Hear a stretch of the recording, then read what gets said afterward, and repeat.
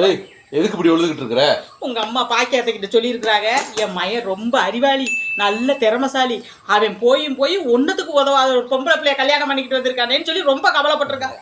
சரி விடு. சரி விடா, அது மட்டுமா சொல்லியிருக்கிறாங்க, புருஷங்கிற கொஞ்சமாவது மட்டு மரியாதை வைக்குதா, எப்படி பேசுதுன்னு பாருங்க, இதெல்லாம் பொம்பளையான்னு கேட்டிருக்காங்க. பெரியவங்கன்னா அப்படித்தான் இருப்பாங்க, விடுமா. சும்மா இருங்க, அவங்க அப்படி சொன்னாங்கன்னு தெரிஞ்சதுல இருந்து எனக்கு பச்சை தண்ணி உள்ள போக மாட்டேங்குது தெரியுமா? ஏங்க, நமக்கு கல்யாணம் ஆகி இத்தனை வருஷத்துல என்னைக்காவது உங்களை நான் நீன்னு பேசியிருப்பேனா? இல்லையே. ஏதோ நீங்க என்னை பத்தி புரிஞ்சுக்கிட்டனால நம்ம லைஃப் நல்லா போய்கிட்டு இருக்கு. யோ, என்னையா இது? என்ன அவரக்காய் வாங்கியிருக்க? எரும மாடு மாதிரி வாழ்ந்துட்டியா? ஒரு அவரக்காய் பார்த்து வாங்க தெரியுதா உனக்கு?